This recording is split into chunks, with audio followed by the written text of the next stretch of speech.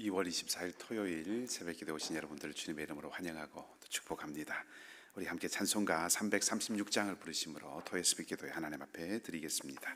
336장 찬송입니다.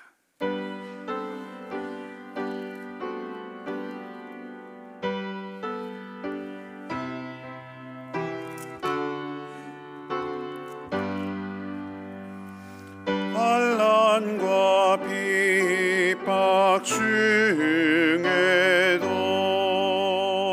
성도는 신앙 지켰네. 이 신앙 생각할 때에 기쁨이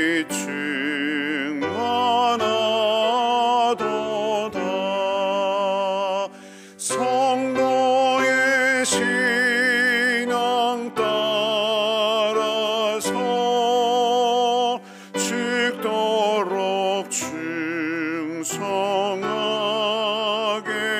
충성하겠네. 옥중에 매인 성도다. 양심은 자유 얻었네. 우리도 고난 받으면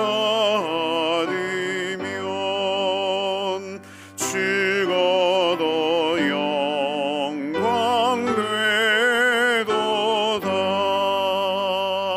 성도의 신앙 따라서 죽도록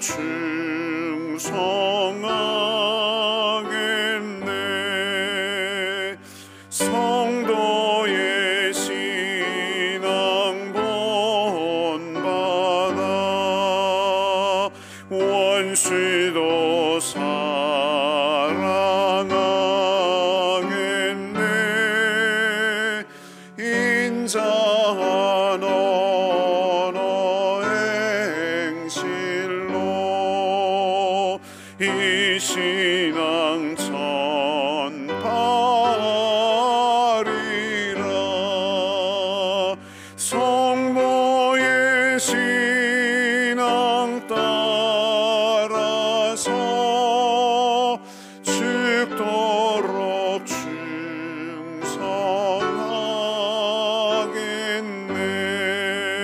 충성하겠네. 아멘. 하나님, 은혜에 감사합니다. 날마다 우리의 삶의 처소에서 함께 해주셨을 뿐 아니라 바쁘고 분주하고 피곤하고 지치며 즐겁고 슬픈 모든 일들 가운데서 저희를 붙들어 주셔서 또한 감사를 드립니다. 이 아침 우리를 새롭게 하실 주님을 사모하며 또한 지혜롭게 의롭게 온전하게 다듬어 가실 주님의 말씀을 기대하며 은혜를 구합니다. 영혼의 햇빛 되시는 주님의 생명과 진리의 빛을 우리 각 사람의 심령에 비추어 주시고 상하고 찢기고 쓰린 가슴과 영혼을 위로하여 새 힘을 주시고 사모하는 심령에는 감사와 기쁨으로 더욱 충만하게 하여 주시옵소서. 그리하여 우리를 이곳에 이 땅에 부르시고 세워주신 그 은혜에 감사하며 그 부르심에 합당하게 살아가는 삶을 다시금 결단하는 이 아침이 되게 하여 주시옵소서. 감사를 드리며 우리 주님 예수 그리스도의 이름으로 기도하옵나이다. 아멘. 하나님의 말씀은 마가복음 6장 14절에서 29절까지의 말씀입니다. 신약성경 마가복음 6장 14절에서 29절까지의 말씀입니다.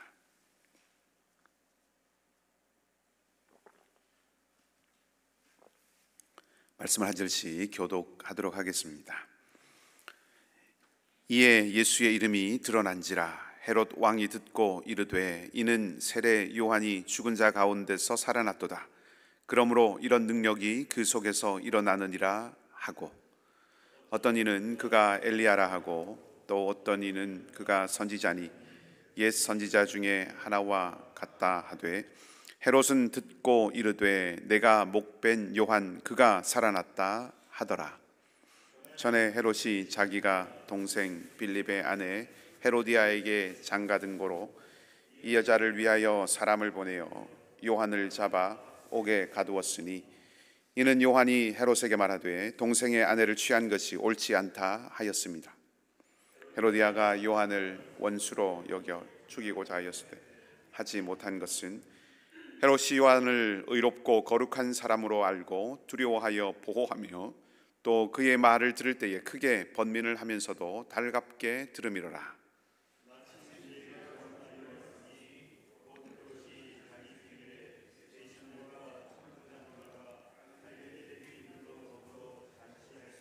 헤로디아의 딸이 친히 들어와 춤을 추어 헤롯과 그와 함께 앉은 자들을 기쁘게 한지라. 왕이 그 소녀에게 이르되 무엇이든지 네가 원하는 것을 내게 구하라 내가 주리라 하고 또 맹세하기를 무엇이든지 네가 내게 구하면 내 나라의 절반까지라도 주리라 하거늘 그가 나서서 그 어머니에게 말하되 내가 무엇을 구하리이까? 그 어머니가 이르되 세례 요한의 머리를 구하라 하니 그가 곧 왕에게 급히 들어가 구하여 이르되 세례 요한의 머리를 소반에 얹어 곧 내게 주기를 원하옵나이다 하니 왕이 심히 근심하나 자기가 맹세한 것과 그 앉은 자들로 인하여 그를 거절할 수 없는지라. 왕이 곧 12병 하나를 보내어 요한의 머리를 가져오라 명하니 그 사람이 나가 옥에서 요한을 목베어 그 머리를 소반에 얹어다가 소녀에게 주니 소녀가 이것을 그 어머니에게 주니라. 요한이 제자들이 듣고 와서 시체를 가져다가 장사하니라. 아멘. 좋으신 우리 주님의 평강과 은총이 여러분 모두와 함께 하시기를 빕니다. 아침에 나누기 조금 쉽지 않은 말씀이지만 또 이 말씀을 통해서 오늘 우리에게도 또 하나님께서 또 말씀하신 바를 듣고 또 함께 은혜 나누는 시간이 되기를 소망합니다. 예수님께서 활동하시는 소식을 들은 헤롯은 이것이 세례 요한이 다시 살아난 것이다 이렇게 여기게 됩니다. 헤롯은 처음에는 세례 요한이라고 말하고 두 번째는 16절 말씀을 보면 내가 목벤 요한이라고 이렇게 표현을 합니다. 말하자면 헤롯이 요한과 자기를 계속 이렇게 연루시키고 있다라고 하는 것을 우리가 알 수 있습니다. 누군가와 자신을 연루시키는 경우가 종종 있지요. 그런 경우들이 있습니다.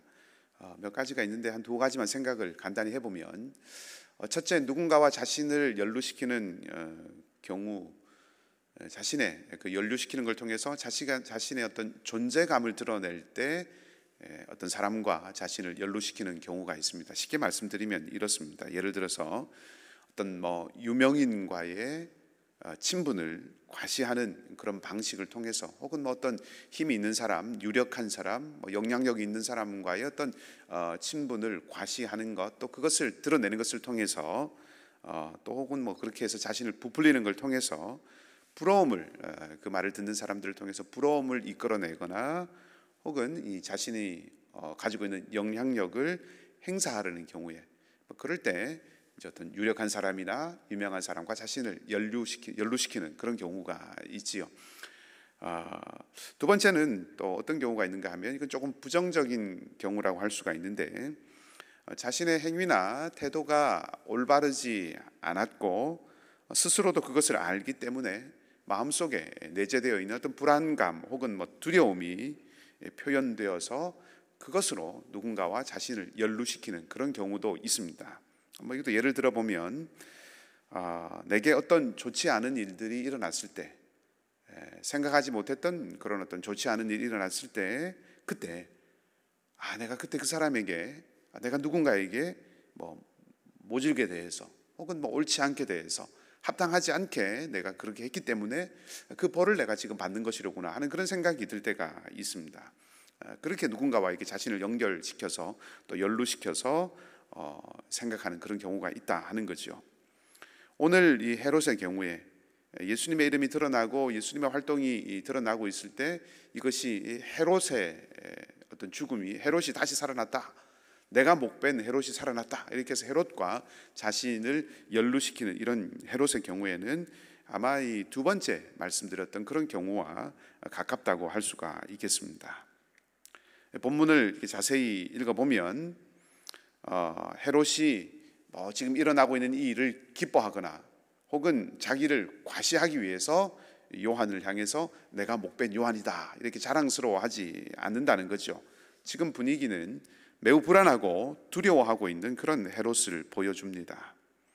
헤롯이 요한을 두려워하였고, 그리고 요한에 대한 자신의 선택이 잘못된 것이었다는 생각을 늘 마음에 품고 있었다라고 하는 것을 오늘 이 사건을 통해서 스스로 증명해 주고 있다는 거죠. 여기서 우리가 생각해 볼 수 있는 것이 있습니다. 죽음이 끝이 아닙니다. 죽음으로 요한이 멸절된 것이 아니죠. 물론 요한이 육신적으로는 세상을 떠났습니다. 하지만 지금 헤롯은 그 요한을 두려워하고 있습니다. 헤롯의 칼이 요한의 육신의 생명은 빼앗았지만 대신 헤롯은 불안과 두려움이 힘을 합친 그 죄책에 시달리고 있다 하는 거죠. 그러니까 요한을 죽임으로써 걸림돌을 제거한 것이 아니라 요한을 없앰으로 인해서 도리어 자신도 어찌할 수 없는 죄책에 이 헤롯이 사로잡혀 버렸다 하는 것입니다. 당당함이라고 하는 것, 당당함이라고 하는 것은 힘이나 권세에 의해서 오는 것이 아니라 진리에서 오는 것이다 하는 것이죠. 예수님은 몸은 죽이지만 영혼을 죽이지 못하는 자들을 두려워하지 않아야 한다라고 말씀을 하셨고, 나아가서 진리가 우리를 자유케 한다라고 말씀을 하셨습니다. 소유나 권세에서 당당함을 찾으려고 그것을 추구하면 그 인생은 늘 비굴할 수밖에 없습니다. 그러나 진리 안에서 머물고 진리 안에 살아가기로 작정을 하면 그곳이 비록 감옥이라고 할지라도 그 자리가 찬송과 기도가 울리는 예배의 자리가 될 수 있다는 것이죠. 바울과 실라는 빌립보 감옥에 갇혔습니다. 악한 영에 사로잡혀서 고유한 인간성을 잃었던 한 인격을 자유케 하고 그 악한 영의 눌림으로부터 해방시켰던, 그 온전하게 했던 그 이유 때문에 바울과 실라는 감옥에 갇혔습니다. 억울한 상황이었고 말도 안 되는 상황이었죠. 바울과 실라는 낙담하지 않았습니다. 두려워하지 않았습니다. 그들은 감옥에서 오히려 찬송했습니다. 그 상황에 매이지 않았다는 것이죠. 자신들을 가둔 그 힘에 휘둘리지 않고 얽매이지 않았다는 것입니다. 머물렀던 진리를, 또 그 진리 안에 살아가게 하신 그 하나님을 예배하였습니다. 자유롭게 걸어갈 수 있는 길에서는 전도하고 악한 영을 쫓아냈고, 자유롭지 못한 감옥에서는 찬송했습니다. 바울의 찬송과 실라의 기도가 그곳을 진동하고 하나님의 마음을 움직이자 땅이 움직이죠. 감옥이 흔들렸습니다. 그리고 그들을 가둔 사람들, 도리어 그들을 가둔 사람들이 두려워합니다.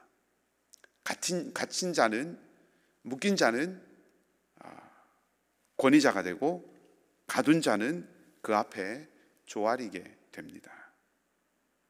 힘에 대한 이야기를 하는 것이 아니라 당당함에 대한 말씀을 드리는 것입니다.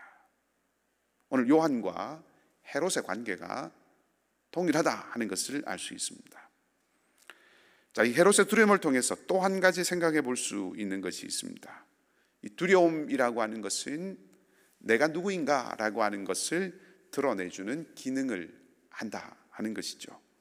내가 무엇을 두려워하는지 내가 누구를 두려워하는지를 살펴보면 내가 누구인가라고 하는 것을 알 수 있다는 것입니다.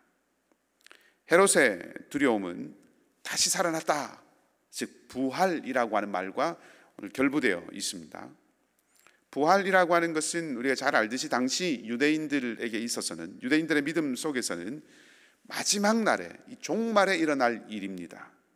그러니까 하나님께서 당신의 백성을 신원, 다시 말하면 원통함을 풀어주시고 그 하나님 백성을 눌린 곳에서부터 자유케 하시는 그 마지막 날, 한마디로 하나님이 온전하게 다스리시는 그 하나님의 나라가 도래하는 날에 일어나는 것이 부활입니다. 만일 헤롯이 하나님의 날을 기대하고 있었다면 부활의 소식을 들었을 때, 부활이라고 생각했을 때 요한이 다시 살아났다라고 하는 것을 생각하게 되었을 때 마침내 기다리던 하나님의 나라가 온 것이로구나 라고 그렇게 생각하고 기뻐하였을 텐데, 지금 이 헤롯은 부활, 이 마지막 종말의 날이죠, 그 마지막 날을 두려움으로 맞이하고 있다는 것입니다. 이것은 헤롯이 하나님의 심판을 받을 대상이다 하는 것을 말해주는 것이죠. 반대로 다른 측면을 생각하면 이 마지막 날 부활, 이 종말의 날을 두려워한다고 하는 것은 헤롯이 아니라 예수 그리스도가 진정한 왕이라는 점을 드러내주고 있다는 것입니다. 요한을 처단하는 헤롯이 힘과 권세를 소유한 존재인 줄 알았는데, 시간이 지나서 예수님이 나타나자 헤롯은 한낱 두려움에 떠는 거짓 힘의 소유자다라고 하는 것을 밝혀주고 있다는 거죠. 그러니까 헤롯의 두려움은 헤롯이 어떤 존재인가, 헤롯이 누구인가 라고 하는 것을 드러내주고 있다 하는 것입니다. 우리가 누구를 두려워하는지, 무엇을 두려워하는지를 보면 내가 누구인지 그것을 알 수 있습니다. 마땅히 두려워해야 할 하나님을 두려워하는 은혜가 우리 가운데 있기를 바랍니다. 마지막으로 이 헤롯에 의해서 죽임을 당한 요한의 제자들을 한번 생각해 보겠습니다. 이 요한의 제자들은 스승을 잃었습니다. 많은 사람들이 요한을 추종했죠. 많은 사람들이 요한을 따랐습니다. 세례 운동을 일으키고 민족을 바꿀 것 같던 그런 스승이 어리디 어린 소녀의 요구 앞에서 허무하게 무너져 버렸습니다. 그저 이 왕의 연회에서 한낱 여흥거리로 맥없이 사라져 버리게 된 것이죠. 제자들의 마음속에 우리가 단단히 착각을 한 것이로구나, 우리가 스승이라고 생각했던 이가 우리 민족을 새롭게 일깨우려고 또 혹은 갱신할 것이라고 여겼던 이 사람이 실은 이렇게 허무하게 세상을 떠날 정도로 아무런 힘도 영향력도 없는 존재였구나, 그렇게 여길 수도 있었을 것입니다. 그런데 이들은 그렇게 하지 않았죠.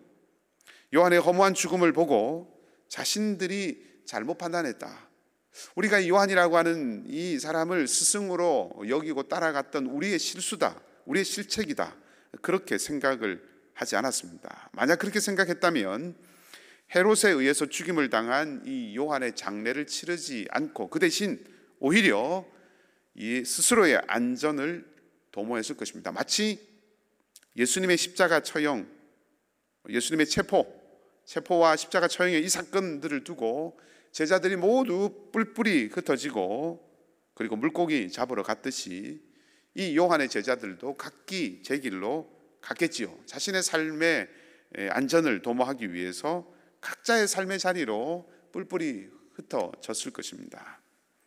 그렇지만 오늘 요한의 제자들은 그렇게 하지 않았습니다. 요한의 시신 무엇입니까? 이건 꺾인 소망이지요. 민족을 새롭게 하려고 메시지를 전했던 그 요한의 꺾인 소망, 그것이 요한의 시신입니다. 이 시신을, 이 꺾인 소망을 안아들고 장례를 치릅니다. 29절에 보면 요한의 제자들이 듣고 와서 시체를 가져다가 장사하니라. 장례를 치른다고 하는 것은 그 뜻과 정신을 잊고 그 길을 따르겠다라고 하는 뜻입니다. 우리가 장례식이 있을 때마다 고인의 뜻을, 믿음의 길을 잘 본받아서 따라가자, 또 따르겠습니다, 이런 어떤 권면과 고백이 있는 것도 같은 맥락이죠. 자, 그것은 무엇을 말하는 것입니까? 요한의 제자들이 요한의 일을 듣고 와서 시체를 가져다가 장례를 치렀다라고 하는 것은 자신의 이익을 위해서 사람의 목숨을 가벼이 빼앗는 그런 권력 앞에서 두려워하지 않겠다 하는 것입니다. 그 스승 요한의 뜻을 따르겠다라고 하는 것이죠. 예수님의 제자들이 뿔뿔이 다 흩어져 버린 것에 비하면 이 요한의 장례를 치른 요한의 제자들은 대단한 그런 사람들이라고 할 수 있습니다. 물론 다른 복음서를 보면 이 요한의 제자들이 장례를 치르고 난 이후에 그 후에는 예수님을 따르는 사람들로 바뀌게 됩니다. 자, 다시 이 요한의 장례를 치른 이야기로 돌아오면 이들처럼 빌라도를 찾아가서 예수님의 시신을 내달라고 했던 아리마대 사람 요셉, 그리고 예수님의 장례를 위해서 향품을 가져온 니고데모, 이런 사람들은 정말 실상 정말 대단한 그런 제자도를 보여준다고 할 수 있습니다. 그래서인지 유독 마가복음 15장에 보면 이 아리마대 사람 요셉을 담대하다 이렇게 표현하고 있습니다. 자, 정리하겠습니다. 우리가 진정 두려워할 자를 알고 두려워할 줄 안다면 두려워하지 않을 자, 두려워하지 않을 것 앞에서 흔들리지 않을 수 있습니다. 믿음의 역사는 마땅히 두려워하고 경외해야 할 하나님을 두려워하고 경외하는 데서 경험되는 것입니다. 지난주 주일 예배를 마친 후에 한 교우가 제게 그렇게 말씀을 하셨습니다. 우리 은혜를 담은 찬양으로 수요일 저녁에도 잠깐 이 찬양 말씀을 드렸는데, 땅 끝에서라고 하는 찬양을 마지막으로 함께 부르고 난 후에 이제 예배를 마쳤는데, 그 예배 후에 한 분이 제게 이렇게 말씀하셨습니다. 목사님, 저는 열매가 없습니다. 주님께 드릴 열매가 하나도 없습니다. 그렇게 말씀을 하셨습니다. 어떤 분들은 그 말씀에 공감하실 수도 있을 것입니다. 또 우리 중에 어떤 분들은 자기 자신을 이 오늘 본문에 들어와 있는 이 요한의 제자들처럼 누군지 이름이 없습니다. 내 이름이 후대에 전해질 사람은 아니다. 나는 뭐 열매도 없고 또 나는 뭐 유명하고 유력하지 않아서 후대에 내 존재나 내 이름이 전해질 사람은 아니다라고 생각을 하실 수도 있겠습니다. 나는 작은 흔적조차 남기지 않을 참 보잘것없는 삶이라고 생각하실지도 모르겠습니다. 하지만 실상은 그렇지 않습니다. 하나님의 역사 안에서는 모두 발자취를 남기고 하나님은 그 모든 발자취를 기억하고 아십니다. 제가 열매가 없다고 말씀하신 그분께 그렇게 말씀을 드렸습니다. 자녀들이 열매죠. 믿음 안에 살아가고 있는 자녀들이 가장 귀한 열매입니다. 함께 믿음의 생활을 하고 있는 구역 식구들에게 위로가 되는 말 한마디 건네고, 격려가 되는 말 한마디 건네고, 어려움에 있는 그분의 어깨를, 그 등을 두드려주는 것, 그것이 열매입니다 라고 말씀드렸습니다. 그것이 하나님께서 기뻐하시는 열매라고 말씀을 드렸습니다. 요한의 제자들 이름은 남지 않았지만 기록되는 것을 통해서 그들의 행위, 그들의 정신, 그들의 마음, 우리가 마땅히 따라가야 할 그들의 삶의 모습은 우리에게 놓쳐지지 않고 전해졌습니다. 하나님 안에서 옳음을 위하여서 찢기고 상하고 때로 상처가 있고 위협이 온다 하더라도 인내를 가지고 소망을 가지고 걸어가는 사람들, 진리 안에서 당당함을 얻고 하나님을 두려워함으로 세상에 담대한 사람들, 바로 그 사람들에 의해서 믿음은 오늘까지 전수되어 왔고, 또 바로 그러한 사람들을 통해서 주님 오실 그날까지 이 믿음의 길은 계속해서 이어질 것입니다. 오늘 저와 여러분, 우리가 그렇게 위협이 오더라도, 상처가 오더라도 하나님 안에서 옳음을 위하여서 인내를 가지고 소망을 가지고 걷는 사람들, 진리 안에서 당당함을 얻고 하나님을 두려워함으로 세상에 대하여서는 담대한 그런 사람들의 대열에 저와 여러분, 우리 모두가 함께 할 수 있는 복된 하루가 되기를 주님의 이름으로 축복합니다. 마침내 하나님께서 당신의 나라를 부활하신 주님을 통하여서 이루시는 것을 우리가 보게 될 것이고, 그 나라를 유업으로 얻게 될 것입니다. 이 놀라운 축복, 이 놀라운 믿음의 축복된 길을, 복된 길을 걷는 저와 여러분, 우리 모두가 되기를 주님의 이름으로 축복합니다. 함께 우리 기도하십시다. 우리가 말씀을 기억하며 기도하기 원합니다. 헤롯은 칼을 가지고 있었고, 헤롯은 힘이 있었고, 말 한마디에 사람의 목숨을 빼앗을 수 있는 그런 권세가 있는 왕이었습니다. 그러나 진정한 참된 왕이 누구인지를 헤롯은 자신의 두려움으로 오히려 증명하고 드러내 보였습니다. 마땅히 두려워할 대상은 오직 하나님입니다. 우리가 진리 안에서 믿음의 용기를 잃지 않는 우리의 삶이 되도록 기도하십시다. 내가 두려워하는 것이 내가 누구인지를 보여준다고 했습니다. 하나님, 내 두려움은 누구를 향해 있는지 늘 우리 자신을 성찰하고 또 주님 안에서 견고한 삶이 되도록 하나님 은혜를 더하여 주시옵소서. 기도하십시다. 요한의 제자들은 요한의 시체를 가져다가 장사하였습니다. 헤롯의 행동을 잘못되었다고 말하는 것이죠. 요한의 길을 따르겠다고 선언하는 것입니다.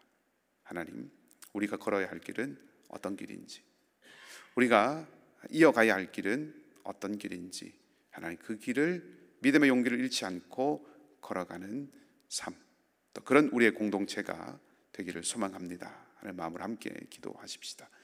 우리 또 선교사님들을 위하여서, 교회를 위하여서, 우리 공동체를 위하여서 함께 기도하기 원합니다.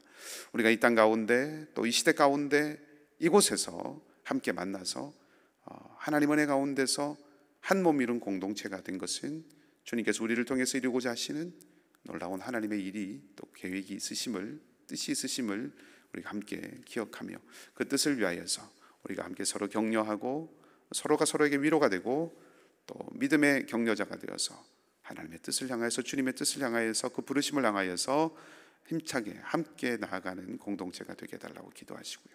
우리 특별히 담장을 넘어가는 교회, 담장을 넘어가는 공동체라고 하는 것이 구호로 끝나는 것이 아니라 우리의 마음에서, 우리의 일상에서, 우리의 삶의 자리에서, 또 공동체의 사역에서 그런 모습들이 드러나고 또 이루어지고 성취되어져 가는 그런 한 해가 되도록 우리 계속해서 기도하시고, 우리 선교사님들이 믿음의 용기와 소망의 담대함을 잃지 않는 은혜가 있도록 계속해서 함께 축복하며 기도하십시다.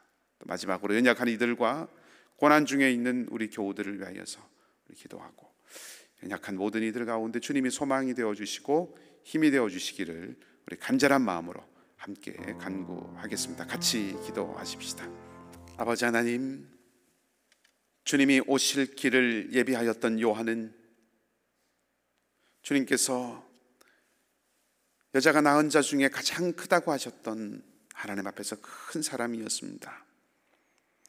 그가 베풀었던 세례 자리에는 수많은 사람들이 몰려들었고 그의 명성은 온 나라에 뻗쳤으며 그의 말은 두려우면서도 들어야 할 말로 인정받았고 헤롯조차 그를 함부로 대하지 않았습니다. 그러나 그런 요한의 종말은 너무나도 허무하였습니다. 한낮 왕의 연회에서 유흥거리였던 화려한 춤을 추었던 작은 소녀의 입에서 나온 소원을 들어주기 위해서 요한의 목이 잘려나갔습니다. 요한의 죽음으로 왕의 권세가 살아있고 헤롯은 생명에 살고 죽는 것을 주관하는 존재로 자신을 제시하였습니다. 하나님의 사람이 그렇게 강력하던 선지자가 당혹스럽게도 그렇게 생을 마감하였지만 그것이 헤롯이 죽음으로 요한을 멸절시킨 것이 아님을 보았습니다. 죽음이 끝이 아니었습니다. 목숨을 빼앗긴 요한은 그 사명을 다했던 것이고 목숨을 빼앗았던 헤롯은 두려움과 불안에 사로잡혀 살아왔음을 보았습니다. 진리 안에 있다면 자유할 수 있고 진리 안에 있을 때 참된 당당함을 가질 수 있음을 우리는 오늘 다시 확인하였습니다. 능력의 하나님, 우리가 오직 복음의 진리 안에 머물기를 원합니다. 생명의 주님 안에 머물기를 원합니다. 소유와 권세 안에서 당당함을 찾지 않고 진리의 말씀 안에서 당당할 수 있기를 원하오니 진리의 영이신 하나님의 영을 우리 각 사람의 심령 가운데 충만하게 부어 주시옵소서. 오직 진리이신 성령께 사로잡힌 우리의 심령이 되게 하여 주시옵소서. 이익을 위하여 배반하고 속이고 매정한 사람과 세상과 환경에 굽신거리지 않고 영원하신 하나님을 두려워함으로 담대하게 살아갈 수 있도록 용기와 은혜를 더하여 주시옵소서. 사랑하는 우리 성도들을 기억하시고 지켜주셔서 험악하고 녹록지 않은 이 이민의 삶을 하나님의 자녀답게 살아갈 수 있게 하여 주시고 주님의 평강과 돌보심이 함께하고 있음을 날마다 확신하며 누리게 하여 주시옵소서. 우리 교회 공동체가 바로 이러한 하나님의 은혜의 터전이 되게 하시고 예배 가운데 회복과 재기의 은혜가 있게 하시며 기도가 살아있어 담대함과 용기의 사람들이 하나님 부릴듯 일어나게 하여 주시옵소서. 담장을 넘는 공동체가 되어 이 땅과 열방을 치유하며 나아가는 복음의 증인된 우리가 되게 하여 주시옵소서. 사랑하는 우리 선교사님들을 주님의 손에 올려드립니다. 보냄받은 그 땅이 부름받은 땅임을 잊지 않고 담대히 그러나 겸손하고 온유하게 주님 주신 사명을 따르게 하여 주시되 지치고 낙담하지 않게 하여 주시옵소서. 피곤하고 지칠 때 엘리야를 어루만지셨던 손길로 함께 하여 주시고 만남의 복을 허락하시고 예비하신 영혼을 통하여 하나님의 일하심을 경험하며 고백하게 하여 주시옵소서. 우리 선교사님들이 날마다 꿈꾸게 하시고 환상을 보게 하시며 부으시는 성령으로 충만하게 하여 주시옵소서. 특별히 우리 위구르 땅의 하킴을 위하여서 기도합니다. 주께서 사랑하시는 하나님의 아들을 붙들어 주셔서 아브라함과 같이 복음의 이정표를 세우는 아들 여호수아와 같이 그 땅을 차지하는 아들이 되게 하여 주시고 외롭고 상하고 지치지 않도록 주께서 붙드시고 힘을 더하여 주시옵소서. 외롭고 상하여서 긍휼과 자비의 성령 주님의 은혜를 구하는 연약한 우리 성도들이 있습니다. 몸과 마음이 상하고 지치며 약해진 이들이 있습니다. 우리 윤성선 성도님, 알렉스강 성도님, 정현선 집사님과 우리 이면식 집사님, 그 외에도 연약한 우리 교우들 주님의 손으로 붙잡아 주시고 안수하여 주셔서 힘을 주시고 생명의 충만함으로 채워 주시옵소서. 마음을 붙드시고 몸을 붙드시고 영혼을 지켜주시기를 원합니다. 주님께 소망의 닻을 견고하게 내리고 믿음으로 나아가는 은혜가 있도록 인도하여 주시옵소서. 삶의 많은 도전과 어려움들과 관계의 어려움과 아픔 가운데서 힘겨워하는 성도들의 삶의 자리와 환경을 보아주시고 평안과 화해, 회복과 기쁨의 날을 주님 허락하여 주시옵소서. 주님의 마음으로 이 모든 것들에 대하여 헤쳐나가고 이겨나가는 우리 모든 이거스필드의 가족들이 다 되게 하여 주시기를 간절히 바라고 소망하며 주님의 놀라운 은혜를 다시 한번 구하고 선하신 우리 주님 예수 그리스도 이름으로 기도하옵나이다. 아멘. 하늘에 계신 우리 아버지, 아버지의 이름을 거룩하게 하시며 아버지의 나라가 오게 하시며 아버지의 뜻이 하늘에서와 같이 땅에서도 이루어지게 하소서. 오늘 우리에게 일용할 양식을 주시고 우리가 우리에게 잘못한 사람을 용서하여 준 것 같이 우리 죄를 용서하여 주시고 우리를 시험에 빠지지 않게 하시고 악에서 구하소서. 나라와 권능과 영광이 영원히 아버지의 것입니다. 아멘.